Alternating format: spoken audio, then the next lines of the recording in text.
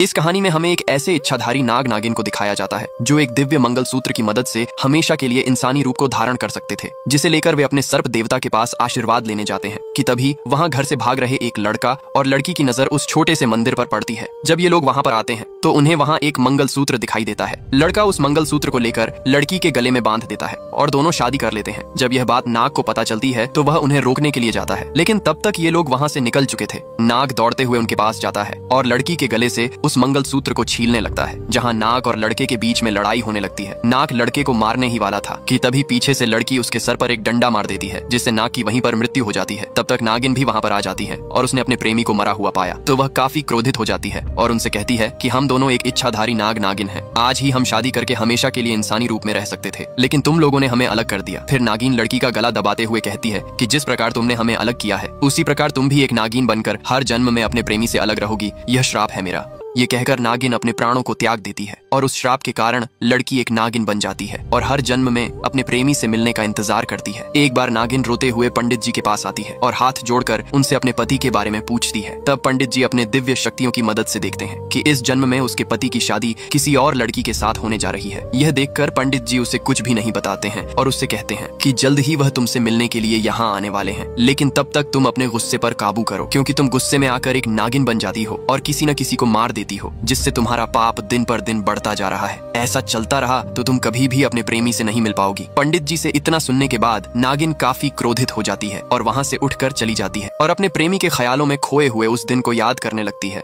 कि किस प्रकार दोनों ने शादी की थी। तभी रात होने लगता है और वह एक नागिन में बदलने लगती है, जिसकी वजह से नागिन छुपते छुपाते उस बिल्डिंग से भाग जाती है। इधर हमें नागिन के प्रेमी को दिखाया जाता है जहाँ वह दूसरी लड़की से शादी कर लेता है और अपना हनीमून मनाने के लिए वे एक होटल में आए थे। जब लड़का लड़की को किस करने के लिए जाता है कि तभी उनके सामने नागिन आ जाती है, जिसे देखकर लड़का काफी डर जाता है। फिर नागिन लड़की को काटने के लिए जैसे ही आगे आती है वैसे ही लड़की की आंख खुल जाती है, क्योंकि वह एक सपना देख रही थी। तभी उसका पति भी वहां पर आ जाता है। उसके बाद लड़का अपनी पत्नी के साथ एक पंडित के पास जाता है। तब पंडित उन दोनों की कुंडली को देखते हुए बताते हैं कि इस लड़की की कुंडली में काल सर्प योग है, जिसकी वजह से इसकी जान को खतरा है। इसके निवारण के लिए तुम्हें पहाड़ों में बसे एक पंडित के पास जाना होगा, जो तुम्हें इसके निवारण का कोई उपाय बता सकते हैं। उसके बाद यह दोनों उस पंडित के पास जाने के लिए निकल जाते हैं, जहाँ नागिन फिर से पंडित के पास आकर अपने पति के बारे में पूछती है। क्या होगा जब नागिन को पता चलेगा उसके प्रेमी की शादी किसी और से हो गई। पीछे हमने देखा कि जब नागिन पंडित से अपने प्रेमी के बारे में पूछती है तो पंडित अपनी दिव्य शक्तियों की मदद से देखकर बताता है कि उसका प्रेमी उसी पंडित से मिलने आ रहा है। पंडित के मुंह से यह बात सुनकर नागिन बहुत ज्यादा खुश हो जाती है। तब पंडित उसे बताते हुए कहता है कि इस जन्म में उसकी शादी किसी और लड़की के साथ हो चुकी है और तुम्हें उसे भूल जाना चाहिए। पंडित से यह बात सुनकर बदले की आग में जल रही नागिन काफी क्रोधित हो जाती है और धीरे धीरे अपनी असली रूप में आते हुए पंडित को अपने चंगुल में जकड़ लेती है। उसके बाद वह पंडित को दूर चट्टान पर उठाकर फेंक देती है, जिससे पंडित की वहीं पर मृत्यु हो जाती है। तभी नागिन को एक गाड़ी का हॉर्न सुनाई दिया, जिसे देखने के लिए जैसे ही वह पीछे मुड़ी तो उसने देखा कि उसका प्रेमी आ रहा है और उसके साथ एक लड़की भी है। यह देखकर नागिन का खून खौल उठा और वह उनका पीछा करने लगी। पीछा करते करते नागिन एक होटल तक आ पहुंची, जहां वे दोनों रुकने वाले थे।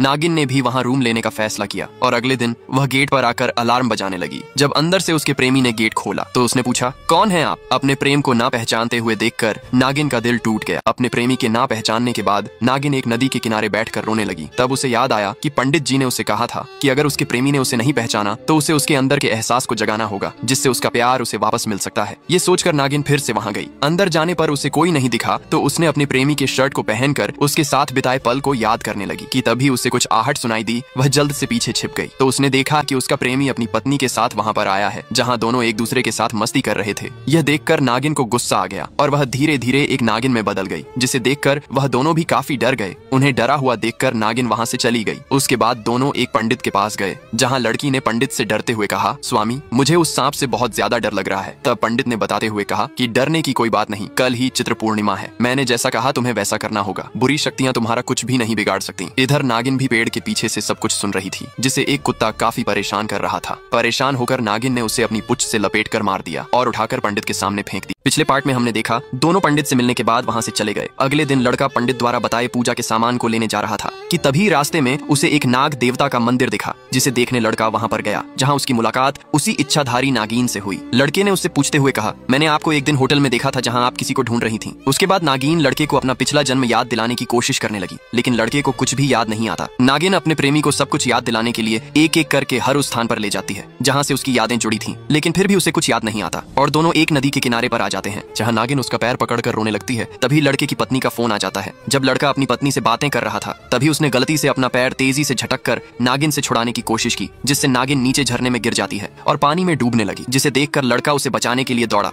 और उसे बचाकर किनारे पर ले आता है। फिर उसके पेटों को दबाकर उसके अंदर के पानी को निकालने लगता है। फिर भी जब उसे होश नहीं आता तब लड़का उसके मुंह से पानी निकालने की कोशिश करता है। जैसे ही लड़के ने उसके मुंह को छुआ वैसे ही उसे धीरे धीरे सब कुछ याद आने लगा। उसे सब कुछ याद आया देखकर नागिन काफी खुश हो जाती है। इधर लड़के की पत्नी परेशान होकर उसे ढूंढते हुए पंडित जी के पास आती है और उन्हें सारी बातें बताती है। तब पंडित जी अपने दिव्य दृष्टि से देखने लगते हैं जहां उन्हें उस नागिन की सारी सच्चाई पता चल जाती है। उसके बाद पंडित जी कहते हैं कि वह कोई लड़की नहीं बल्कि एक इच्छाधारी नागिन है। उसने तुम्हारे पति को पाने के लिए 25 साल इंतजार किया है और अब एक इच्छाधारी नागिन के जाल में तुम्हारा पति फंस चुका है। थोड़ी ही देर में तुम्हारे पति के साथ उसका मिलन होने वाला है और उस मिलन के बाद तुम्हारा पति भी एक इच्छाधारी नाग में बदल जाएगा। फिर घबराते हुए लड़की पंडित जी से पूछती है, पंडित जी हम यहाँ आपसे इसलिए मिलने आए थे क्योंकि मेरी जान को खतरा था, अब उन्हीं की जान को खतरा है, तो उन्हें बचाने के लिए मैं क्या कर सकती हूँ। उसके बाद पंडित जी बताते हैं कि उन्हें बचाने का सिर्फ एक ही उपाय है। क्या लड़की अपने पति को उस नागिन से बचा पाएगी? देखेंगे नेक्स्ट पार्ट में।